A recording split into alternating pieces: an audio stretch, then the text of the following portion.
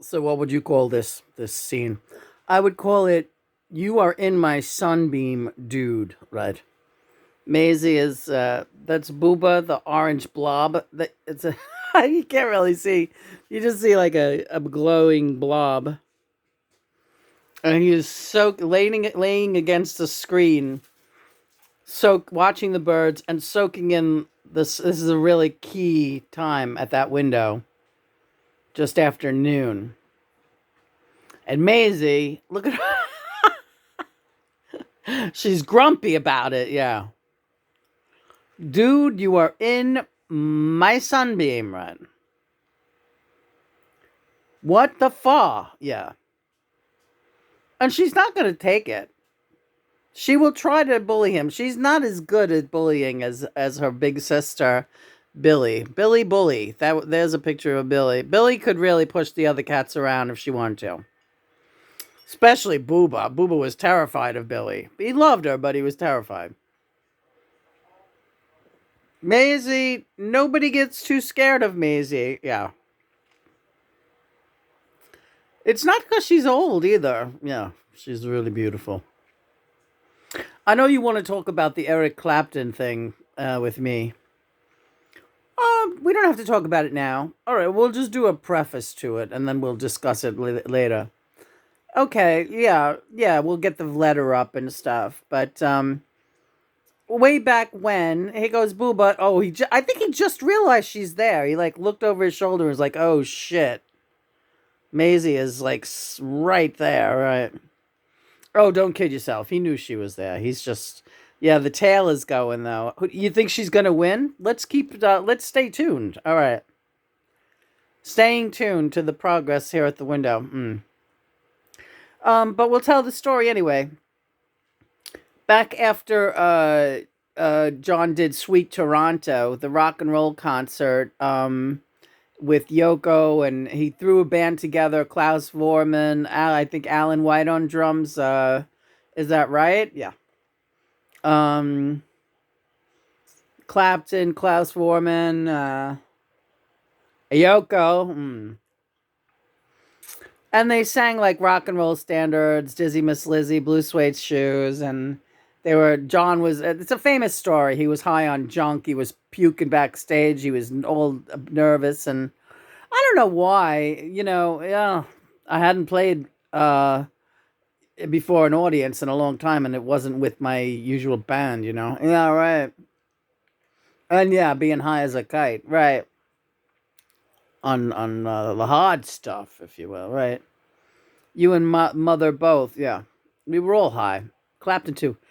So you wanted to talk about after that? I proposed to Eric Clapton to join us, to join our a group with us, and to tour. Possibly the world. Do it on a yacht. I had all kinds of fanciful dreams, and I drafted a very what I thought was a real convincing letter. What did Clapton think of that letter? Well, what do you think he thought of it? Um,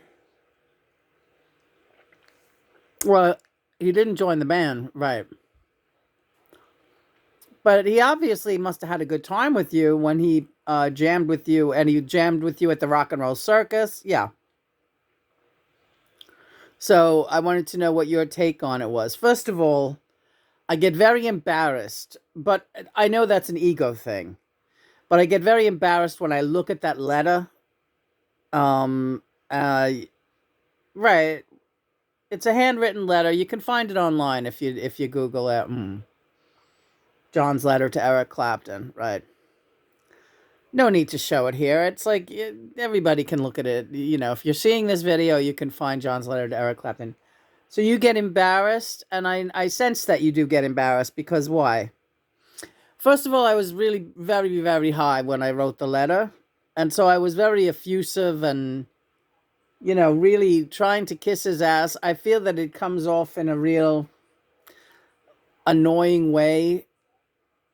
As the writer of that letter, I am not thrilled about it. Have you ever made like a drunk phone call, something like that? But mostly I feel, so you think that feels like making a drunk phone call, that letter? I feel that it was overly effusive, and I just was looking so much for validation from other fine musicians, and to distance myself from the other boys, the Beatles, right? Because of everything that went down and how it went down at the end with Paul and everything like that, with the Eastmans and all that. So I had my, and it became like a big managerial money. Brian dead, and all of us floundering and kind of doing stupid things, right? And well, not really doing stupid things, but well, just kind of. You were all very young, yeah.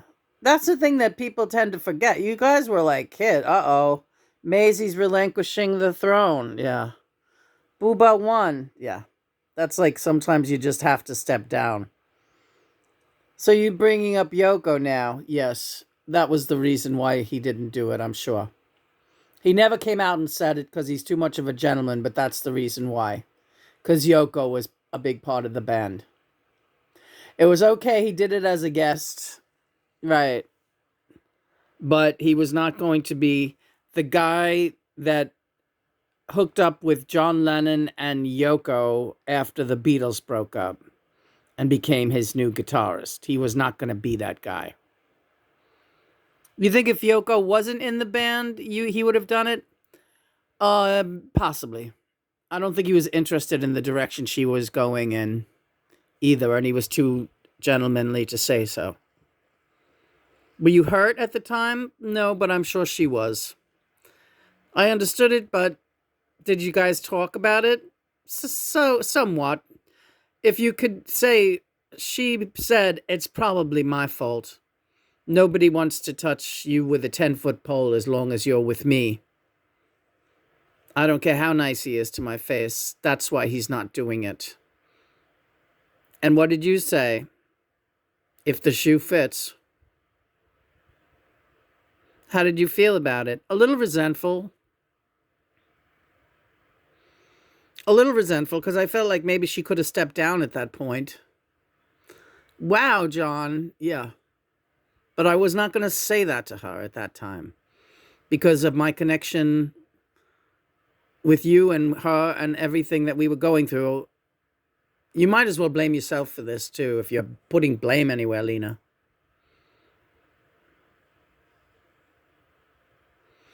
I'm just asking a question how you felt about the Clapton thing. Right. But in the end, it turned out fine because he was kind of a mess. And I'm not, I can't blame him for not wanting to be my guitarist, John Lennon's guitarist, because that's what it amounted to. Worse, John Lennon and Yoko Ono's guitarist. He was not about to take orders from her. And, she really made no bones about, if you were around for any length of time while we were doing a project together, she let you know, hey, I'm just as important as John here. You listen to me too. And that really wasn't so important to me how other people perceived her. I really couldn't care less, to tell you the truth. I couldn't care less. Really, not really. I mean, I didn't want people to be mean to her, and I didn't allow people to be ostensibly mean and cruel to her in my presence. But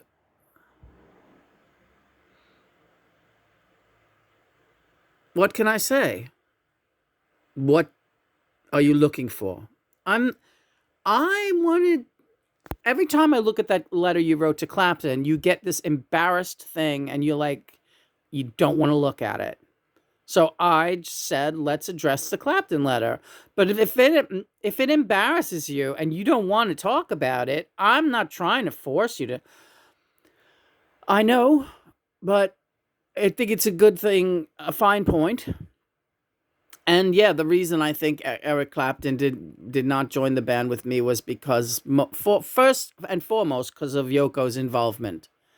And also, if you look at the letter, that's the part that makes me cringe too. I'm going to let you talk right now. How I had to, we. Everything that I said was like I/we, me/her. Um, and that was at her insistence. And I pretty much caved at that time out of solidarity. However, 2020 hindsight, and I shouldn't have felt it was necessary to speak as two people. Me and her, me and Yoko. Just the way I encourage you to speak as yourself.